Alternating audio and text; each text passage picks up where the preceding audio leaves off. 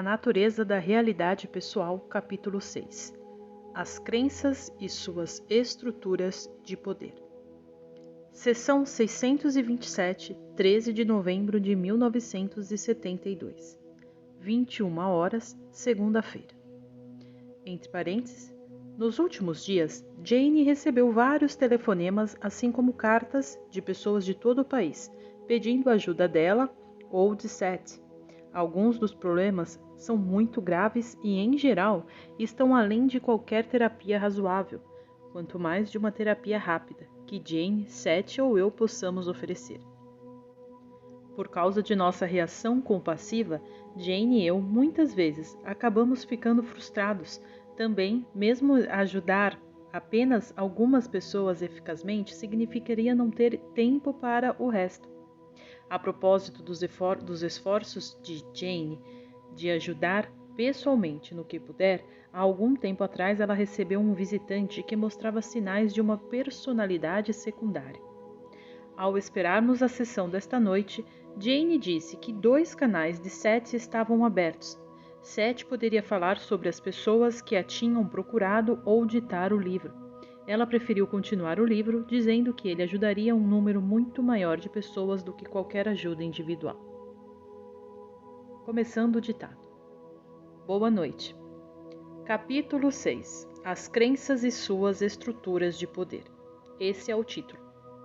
Muito literalmente, você vive no corpo de suas crenças. Você percebe, por meio do corpo, as suas crenças. Suas crenças podem aumentar sua visão ou diminuí-la. Elas podem aumentar ou diminuir sua audição ou qualquer função sensorial. Se, por exemplo, você acredita que depois de um certo tempo de vida, sua audição vai diminuir, então isso vai acontecer.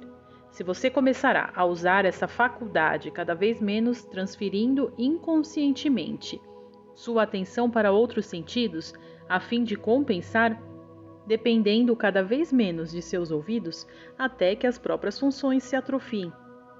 As funções neste particular são hábitos. Você simplesmente se esquece de como ouvir adequadamente, seguindo sua crença. Todas as pequenas manipulações necessárias para ouvir são inconscientemente reprimidas. A deteriorização física, então, realmente acontece, mas ela ocorre depois, não primeiro. O mesmo pode acontecer em qualquer outra categoria física. Geralmente, há mais de uma crença envolvida.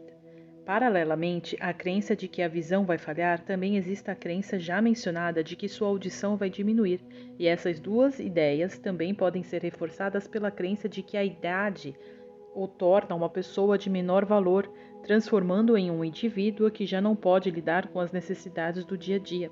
A crença, como vê, trabalharia para garantir a materialização desse estado. Por outro lado, você pode acreditar que a sabedoria aumenta com a idade, que a compreensão traz uma paz de espírito não conhecida antes, que a mente aguçada é, na verdade, muito mais capaz de avaliar os ambientes e que os sentidos físicos reconhecem muito melhor os estímulos. E assim, essas condições serão vividas fisicamente em sua experiência. O aparelho físico, segundo suas crenças, continuará com saúde. Você precisa entender, repito, que suas ideias e pensamentos não existem como fantasmas ou sombras, imagens sem substância. Elas são realidades eletromagnéticas e afetam seu bem-estar físico, sendo automaticamente traduzidos para sua carne e sua experiência por seu sistema nervoso. Sua mente consciente tem o propósito de avaliar a realidade física e ajudá-lo a traçar seu curso no universo corpóreo, do qual você faz parte atualmente. Outras porções de seu ser, como mencionados, na última sessão, por exemplo, dependem de você para isso. Toda a energia que está à disposição de seu eu interior concentra-se então em produzir os resultados pedidos por sua mente consciente. Seu poder de ação segue as linhas de suas crenças. Acreditar em sua própria fraqueza é negar a si mesmo o poder de ação.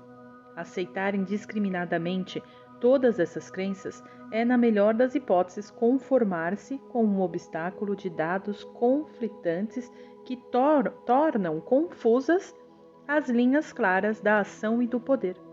Exigências e avaliações contraditórias são então enviadas ao eu interior, que por vários métodos tentará dizer-lhe que algo está errado. Haverá uma atração mútua de crenças de natureza semelhante, pois você certamente procurará uma consistência em seu comportamento e sua experiência. É preciso aprender a lidar com suas crenças diretamente ou será forçado a lidar com elas indiretamente, reagindo a elas quase sem saber em sua experiência física. Quando você fala contra um ambiente ou uma situação ou condição desfavorável, basicamente você não está agindo independentemente, mas reagindo quase que cegamente. Está reagindo a eventos que parecem acontecer-lhe e sempre em resposta a uma situação. Para agir de modo independente, você precisa suscitar o efeito que deseja que ocorra fisicamente, criando-o em seu próprio ser. Isso é feito pela combinação de crença, emoção e imaginação, formando com elas um quadro mental do resultado físico desejado. Naturalmente, o resultado desejado ainda não é físico. Caso contrário, não precisaria criá-lo. Não adianta, portanto, dizer que sua experiência física parece contradizer o que está tentando fazer. Como ideias e crenças têm esta realidade eletromagnética, a constante interação de crenças fortemente contraditórias pode causar grandes bloqueios de poder, impedindo que o fluxo de energia interior se exteriorize. Às vezes ocorre uma polarização. Crenças não assimiladas, ideias não averiguadas, podem parecer adotar uma vida própria e dominar eficazmente certas áreas de atividade.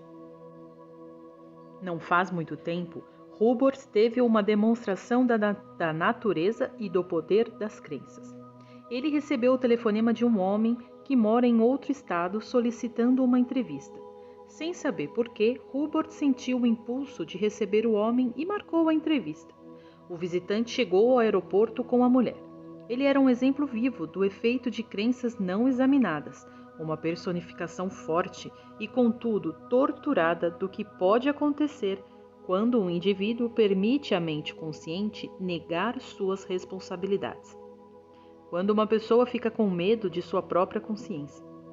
Ali estava um jovem cujas crenças tinham vida própria, enquanto ele era relativamente impotente. Nenhum esforço havia sido feito para reconciliar suas crenças diretamente opostas, até que a própria personalidade foi literalmente polarizada.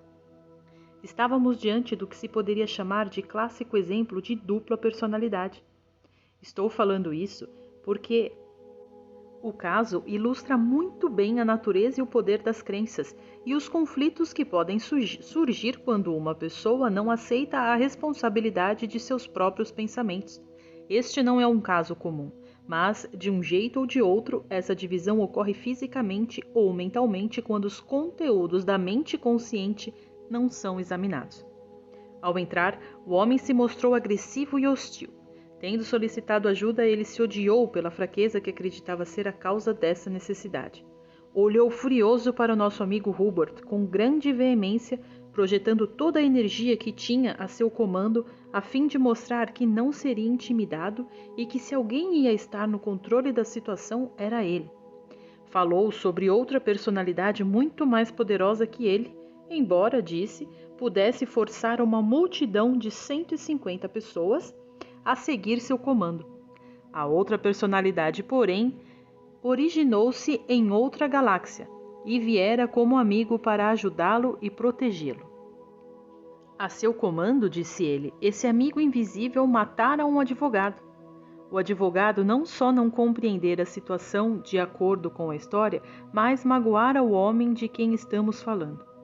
Chamaremos o homem de Augustus. Façamos de conta que esse é seu nome real.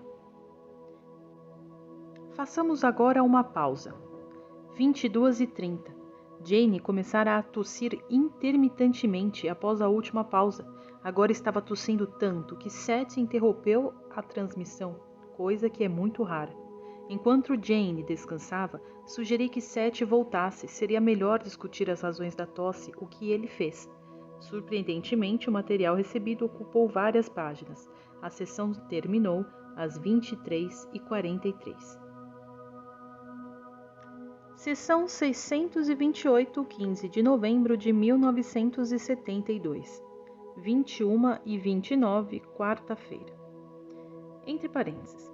Na sessão de segunda-feira, Seth começara a falar sobre o visitante recente de Jane, Augustus, que mostrara sinais definidos de uma personalidade subordinada ou secundária. Ao nos sentarmos para a sessão desta noite, Jane disse: sei que Seth vai chamar a outra personalidade de Augustus de Augustas 2. Achamos divertido pensando em Seth e Seth 2.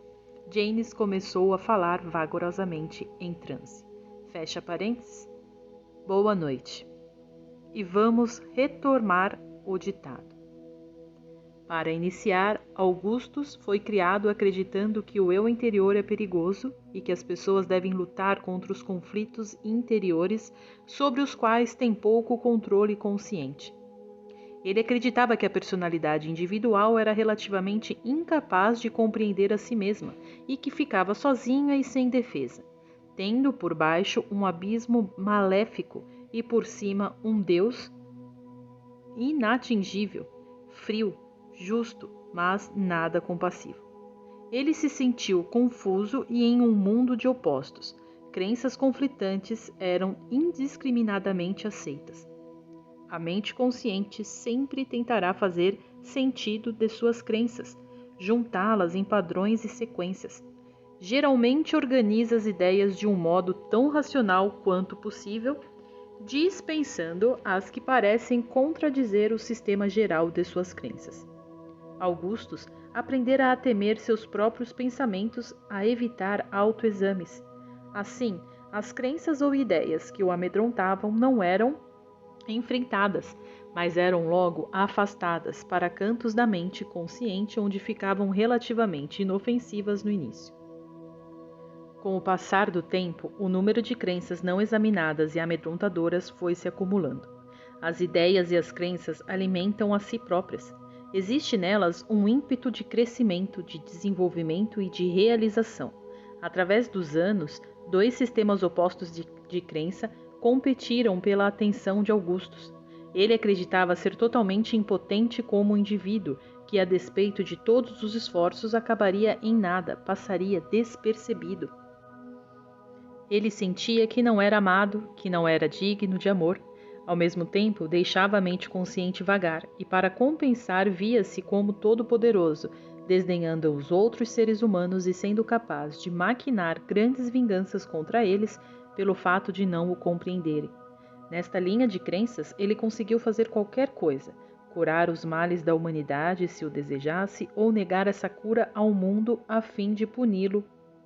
Ora, todas essas ideias eram bem conscientes, mas ele as mantinha em grupos separados. A mente consciente, repito, tenta conseguir integridade e unidade geral, colocando suas crenças em algum tipo de sistema consistente. Quando crenças opostas e diretamente contraditórias são mantidas por um período de tempo e pouco é feito para reconciliá-las, inicia-se uma batalha, entre aspas, dentro da própria mente consciente. Como são as crenças da mente consciente que regulam os movimentos involuntários do corpo e todo o sistema físico, as crenças contraditórias obviamente estabelecem reações e desequilíbrios físicos, antes de as crenças opostas de Augustus se alinharem em campos separados, por assim dizer. Seu corpo sofria um tumulto contínuo, com mensagens contraditórias enviadas o tempo todo ao sistema muscular e ao coração. O sistema hormonal oscilava e até sua temperatura física variava drasticamente. Como ideias semelhantes se atraem, tanto eletromagnética como emocionalmente, a mente consciente encontrou-se com dois sistemas de crenças totalmente contraditórios e duas autoimagens. Para proteger a integridade da estrutura física, a mente consciente dividiu-se nitidamente. As mensagens enviadas ao corpo de minuto a minuto já não eram misturadas. A parte de Augustus, que se sentia poderosa e alienígena, personificou-se. Quando Augustus se sentia ameaçado, a mente consciente se alterava, aceitando como procedimento operativo o sistema de crenças no qual Augustus se via como todo-poderoso. seguro, mas alienígena. Esta parte de suas crenças, portanto, e esta autoimagem em particular, apoderaram-se de sua mente consciente e se tornaram o que aqui chamaremos de Augustus II. Quando Augustus II assumia a liderança, o corpo físico não ficava apenas forte e poderoso, mas era capaz de feitos físicos que ultrapassavam os de Augustus I. Augustus II acreditava que seu corpo é quase invencível e, acompanhando esta crença, realmente ele tem um desempenho muito melhor. Augustus II acredita que um alienígena, neste caso, a análise racional, porque precisa haver uma, diz que ele é um ser de outro planeta, na verdade de outra galáxia. Seu propósito, neste caso, é muito claro e simples. Ele deve ajudar Augustus I, usar seu poder a favor deste, recompensando seus amigos e aterrorizando seus inimigos. Augustus I acredita profundamente que precisa desse tipo de ajuda. Ora, esta é uma divisão da mente consciente que não se origina no eu interior. Quando Augustus II assume, ele é muito consciente. Ele simplesmente vê a realidade física através de um sistema de crenças invariável. As mensagens enviadas ao corpo não são absolutamente contraditórias. O corpo fica sob excelente controle. As disposições de Augustus I, naturalmente, resultaram diretamente das ideias que ele estava nutrindo. Era essa incessantemente alternância de altos estados de exaltação e poder e da sensação de impotência e depressão que o corpo não podia tolerar por causa das profundas alterações impostas. Augustus I predomina em períodos mais longos de tempo, pois suas ideias de indignidade, em seus termos, foram adotadas antes. E pior ainda, elas são reforçadas pelo contraste entre ele e Augustus II. Augustus II às vezes predomina até por uma semana. Ele faz todas as coisas e diz todas as coisas que Augustus I adoraria fazer e dizer, mantendo apenas algumas defesas. Augustus I, porém, não fica literalmente inconsciente durante esse tempo, tendo bastante consciência das atividades e realizações efetuadas por Augustus II. Repito que esse é um jogo de esconde-esconde, no qual a assim chamada mente inconsciente é, de certa forma, inocente.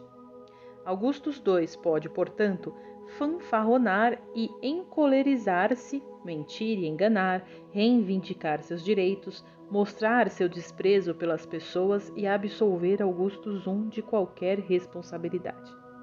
Podemos fazer agora um intervalo e depois continuaremos. 22h19 até 22h30. Retornando. Não há nada maligno na natureza de Augustus, nem de Augustus II. Em círculos espíritas, contudo, ele certamente seria interpretado como um espírito ou guia maligno. Sua natureza é protetora. As ideias e crenças básicas que foram personificadas em seu ser, que se tornaram seu ser, formam-se para proteger Augustus I das ideias destrutivas transmitidas a ele na infância, para combater as crenças de impotência e de futilidade. Neste sentido, elas foram acrescentadas às ideias originais quando ele era criança. Portanto, foi do conceito infantil de um ser poderoso que surgiu Augustus II. Quanto maiores as sensações de fraqueza, então, maiores as sensações compensatórias de poder e força, mas sem qualquer tentativa de reconciliação consciente. A mãe de Augustus notou apenas que o filho parecia muito instável. Augustus II não se apresentou como outra personalidade, entre aspas, óbvia até depois do casamento, quando as exigências da paternidade e do sustento da família recaíram sobre ele e não conseguiu enfrentá-las. Suas crenças no próprio desmerecimento impediram-no de usar suas habilidades ou até de seguir com persistência um caminho de ação eficaz. Foi então que Augustus II começou a afirmar-se, e também diante da mulher de Augustus, à sua própria maneira, Augustus II provaria a ela que estava casada com um homem incomum e poderoso, um modelo de virilidade e força. Para isso, porém, Augustus I precisava parecer-lhe como Augustus II. Essa situação continuou por algum tempo. Augustus I sentia uma dor de cabeça incrível e, em seguida, esse alienígena do espaço exterior manifestava-se, o varão dominante que Augustus I não era. Aqui, contudo, a, entre aspas, ilusão provocou certas dificuldades. Não apenas Augustus II era mais promíscuo sexualmente, mas Augustus I, comparado a ele, parecia insosso. Originalmente, a propósito de Augustus II era ajudar Augustus I. É verdade que as condições exóticas respingavam, lançando algum glamour sobre Augustus I quando Augusto II se ausentava por um tempo. Mas o contraste era ostensivo demais, óbvio demais. Augustus I, ainda a personalidade primária, foi ficando cada vez mais medroso. Ele sabia que pouco a pouco Augusto II estava ultrapassando o seu propósito, exibindo-se e precisava ir embora. Na verdade, depois que Augusto II, obviamente, entre aspas, dominou o corpo de Augustus I, toda a família ficou a par do acontecido. A esposa começou a notar o que era feito e dito. Quando essas coisas eram mais tarde relatadas a Augusto I, as mentiras e as fraudes tornavam-se evidentes, como também a natureza infantil da, entre aspas, personalidade. Augustus II, entretanto, passava por sábio, vindo de uma galáxia superior à Terra e em todos os campos de atividade, e então fazia previsões que nunca aconteciam, e gabava-se e mentia como um artista veterano.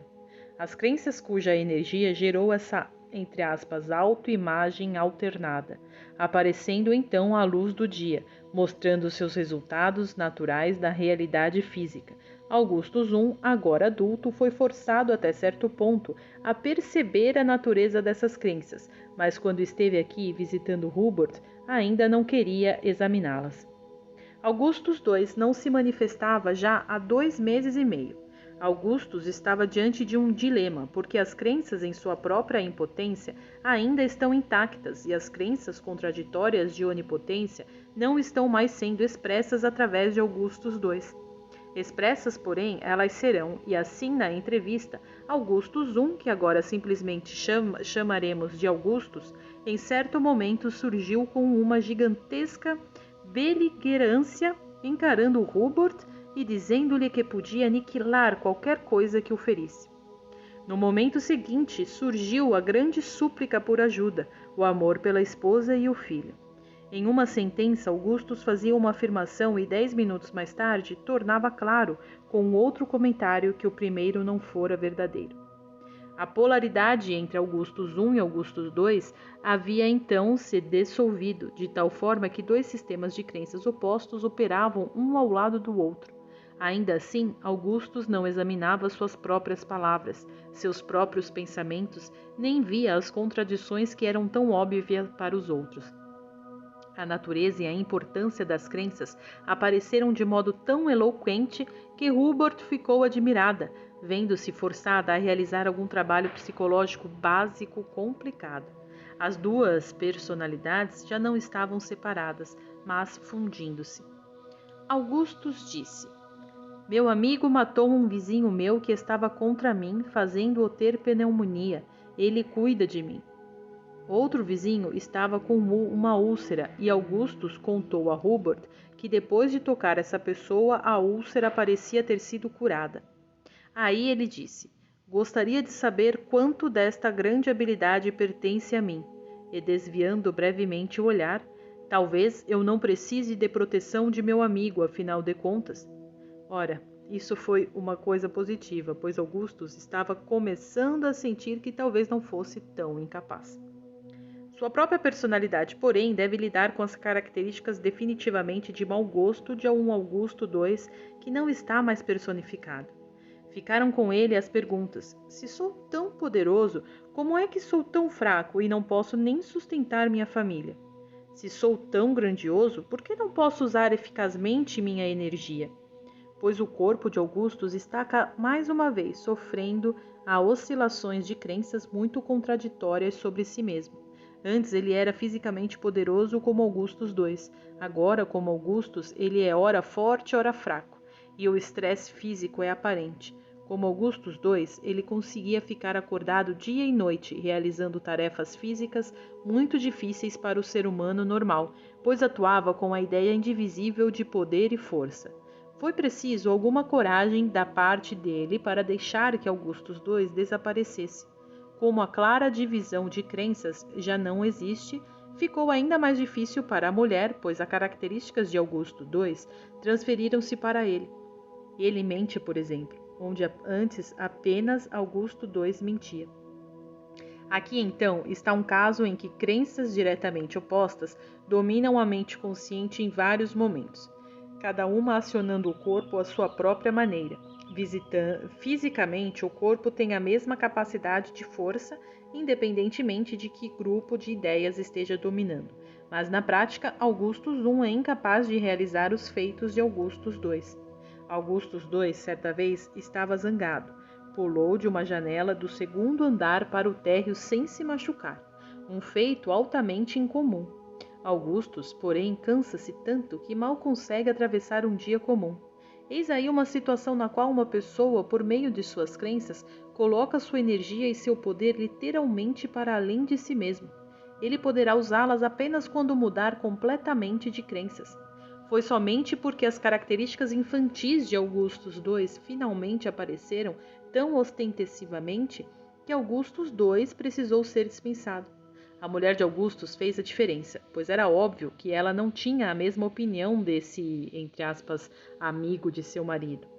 As crenças dela, então, tornaram-se a nova base, o ponto de mudança que permitiu a Augustus ver sua autoimagem alternada com algum tipo de distanciamento. Com bom humor, Seth finaliza. Você pode fazer sua pausa alternada. 23 e 22 minutos. Jane não se lembrava de nada que Seth dissera, mas logo que saiu do transe, o que aconteceu rapidamente como de costume, ela comentou. Posso dizer que Seth tem mais sobre o assunto, tudo pronto e à espera. Entre sessões geralmente não tenho consciência disso, embora sonhe às vezes.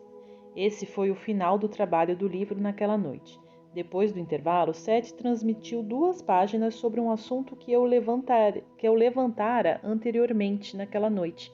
Assim, a sessão terminou às 23h51. A sessão recomeçou, entretanto, depois que eu guardara meu caderno. Durante uma troca espontânea, Seth transmitiu algumas visões a respeito de sua própria origem e aspectos criativos e por que motivo a personalidade de Jane tornava possível o surgimento de um Seth. E ainda mais, eu não escrevi o que foi dito e, como sempre, acabei desejando tê-lo feito. Talvez recupere o material durante a sessão. Sempre achei que o material pareça desaparecer quando não é registrado imediatamente de alguma forma. Uma das razões é que por muitas vezes pensei, Jane não é a única em transe durante uma sessão. O receptor, eu, por exemplo, também está em transe, e a sua própria maneira. Quando a ligação entre Seth e sua audiência é interrompida, o material até certo ponto é, entre aspas, deixado para trás, naquela área de encontro comum. Sessão 629, 29 de novembro de 1972, 21h28, quarta-feira. Entre parênteses. Como de costume, nesta época do ano, começamos a perder algumas sessões programadas. Jane e eu achamos que de agora em diante elas serão realizadas irregularmente até janeiro de 1973. Parte devido a nossas atividades de fim de ano, que apreciamos muito, mas também porque nos parece um tempo natural de descanso, embora Jane pretenda manter suas aulas como de costume. A primeira parte desta sessão foi tirada. Seth retomou o ditado do capítulo 6, às 21h59. Não existe em uma sociedade uma estrutura real adequada na qual pessoas como Augustus possam ser tratadas de maneira eficaz. Um analista poderia considerar Augustus como esquizofrênico e rotulá-lo com toda a sua perícia, mas esses termos são basicamente inexpressivos. Se o analista, depois de algum tempo, pudesse convencer Augustus de que sua condição no presente era resultado de algum evento inibidor do passado, e se o analista fosse intuitivo e compreensivo, então Augustus poderia mudar suas crenças o suficiente para que ocorresse algum tipo de cura. Ele, então, convenientemente, se lembraria de tal evento e mostraria as emoções esperadas ao vivenciá-lo de novo. Infelizmente, em seu estado atual, impotente como ainda é sem Augustus II, ele talvez simplesmente invocasse seu alter ego para mostrar ao bom doutor que não pode brincar com ele. Seria também preciso ajudar Augustus a enfrentar as implicações do comportamento de seu outro eu, de tal forma que ele o aceitasse como uma porção de sua identidade total. Quando Augustus II estava no controle do corpo, a composição química variava consideravelmente, mostrando diferenças significativas no estado hormonal usual de Augustus. As mudanças químicas eram causadas pela transição que ocorria nas crenças e não o contrário. Aqui uma pequena pausa às 22h08. Entre parênteses, ver o material sobre hormônios e crenças na seção 621, capítulo 4, fecha parênteses, voltando ao ditado.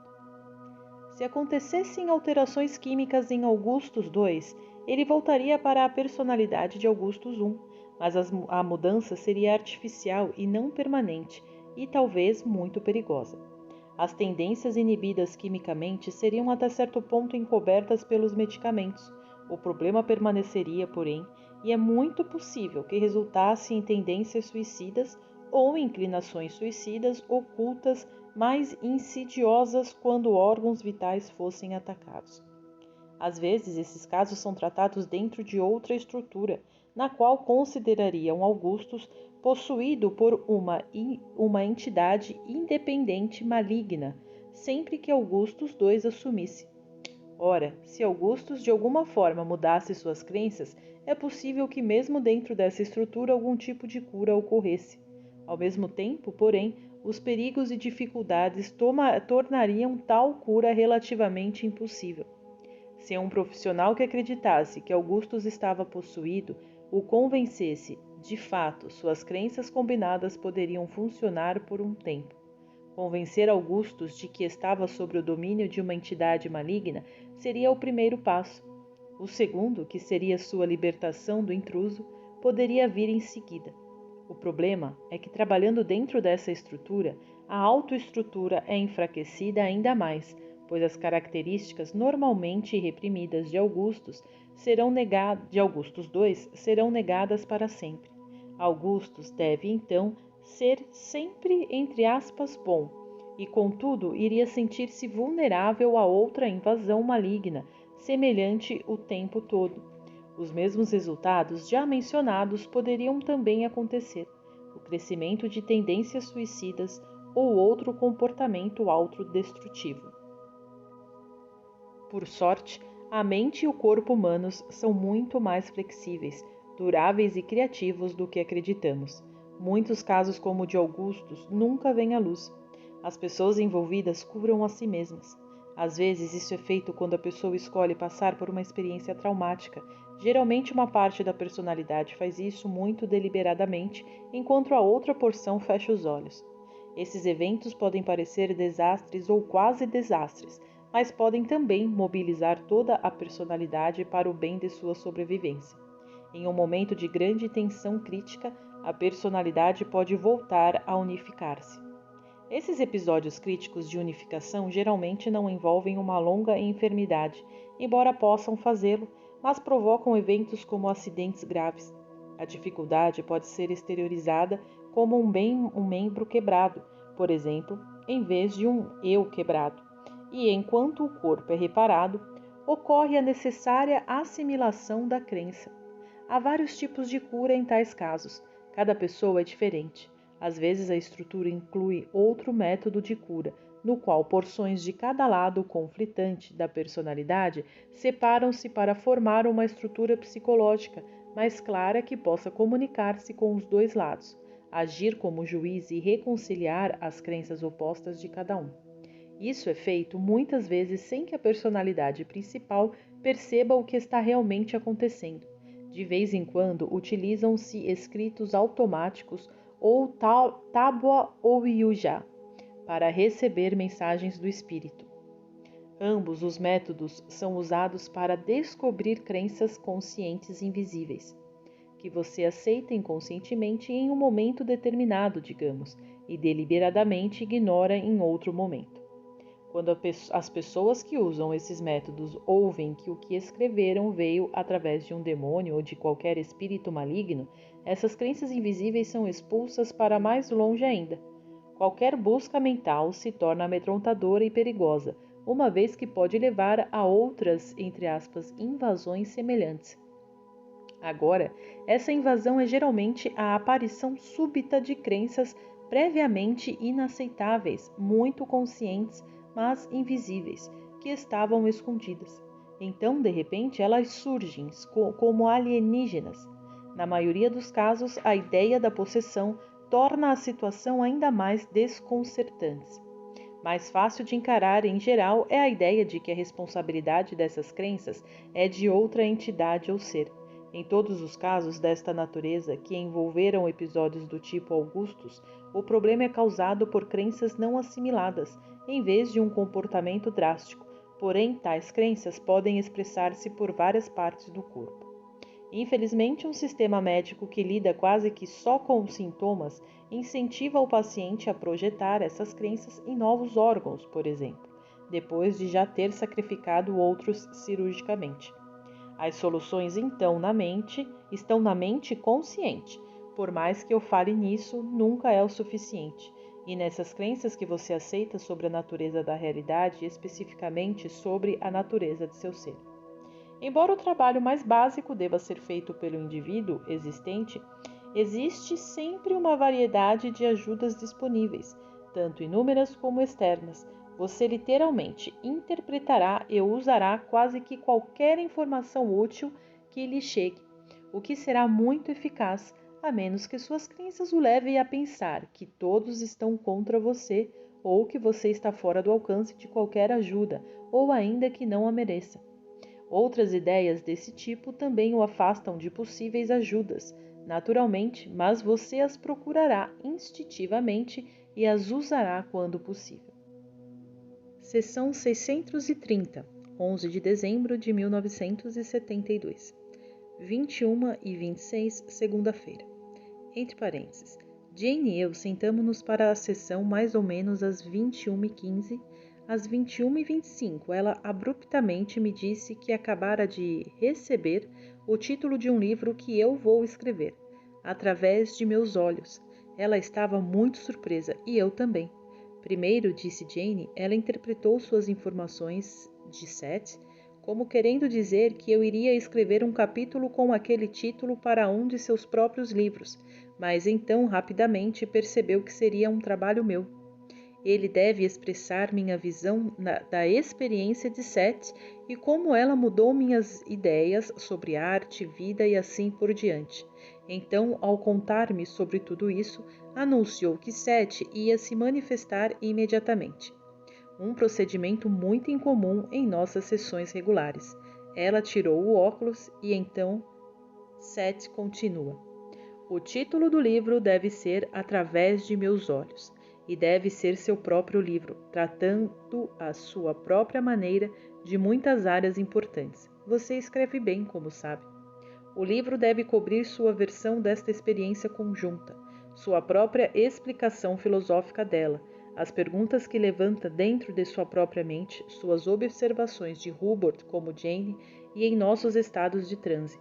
Outras partes devem explicar suas próprias ideias a respeito da criatividade, como você a sente em si mesmo, as diferenças e semelhanças entre sua experiência, quando pinta um quadro por inspiração usual e quando percebe primeiro a impressão psíquica que leva a uma pintura. Algumas ilustrações a partir do esboço inicial de um quadro completo devem ser incluídas. Leve também em consideração as experiências observando a natureza da cor quando em estado normal de consciência e quando em estados alterados. Preste atenção às cores também em seus sonhos. Deve falar sobre suas ideias a respeito das pessoas que pinta e por que, sendo fascinado por retratos, você em geral não usa modelos. O livro pode incluir alguns dos materiais que lhe dei sobre arte, através de vários canais e como os aplicou. Este trabalho pode ser seguido por outro em que utilizará especialmente as sessões a respeito de arte, mas que cubra também algumas ideias artísticas, como a natureza e a origem de inspirações. Dei-lhe um esboço que tenho certeza de que você pode seguir. O livro deve ser divertido de escrever, combinando a habilidade que tem para escrever e pintar. O título é bom e o livro irá vender. Você conseguirá assinar um contrato para sua publicação, recebendo um adiantamento, e o fato de escrevê-lo também servirá como um impulso para sua pintura. Estou sendo esperto aqui. Está? Perguntei. Tentei atiçar Seth um pouco. Estou mesmo, porque isto vai fazer seus bloqueios na pintura entrarem em curto-circuito e o levará a novos patamares na pintura. Você também irá considerar o livro um trabalho de mérito e estará fazendo algo seu com sua experiência. Eu sei que o estímulo por si só irá astuta e automaticamente produzir alguns quadros excelentes. Você desejará usá-los. Não vou lhe dizer de que forma particular isso passa furtivamente por alguns de seus problemas de agora, nem quais estão envolvidos. Sugiro que você faça um plano em ação, um esboço e algumas páginas iniciais. Digamos 1 ou 2 capítulos. Agora faremos uma pausa e essa foi minha surpresa para vocês dois. Foi mesmo, Seth. Muito obrigada. 21h42. Estou tão surpresa que nem coloquei meus óculos ainda, exclamou Jane depois de sair do transe. Nenhum de nós pensara em um projeto semelhante, o que não quer dizer que a ideia de escrever um livro envolvendo Seth, pelo menos em parte, não me tenha ocorrido algumas vezes. Fico muito surpresa quando algo assim me acontece em uma sessão, disse Jane. É tão diferente do que tenho estado pensando ou fazendo. Posso ver uma seção central do livro agora, com suas ilustrações, e posso ver o retrato de Seth na última capa. Ela apontou por cima de seu ombro direito para onde estava um quadro, que foi reproduzido em The Seth Material, e que está pendurado em nossa sala de visitas, bem atrás da cadeira de balanço dela. Reiniciamos da mesma forma vigorosa às 21h58. Este livro será uma boa propaganda para outro livro que farei. E se você incluir o que lhe disse no livro que estou fazendo agora, as pessoas já começarão a esperar pelo seu livro. Então, inclua isso em A Natureza da Realidade Pessoal, pois é o nascimento do livro em sua realidade pessoal. Eu tinha muita coisa em minha mente. Algumas das perguntas de Hubert serão respondidas no próximo capítulo, que começaremos agora. Depois farei alguns outros comentários pessoais.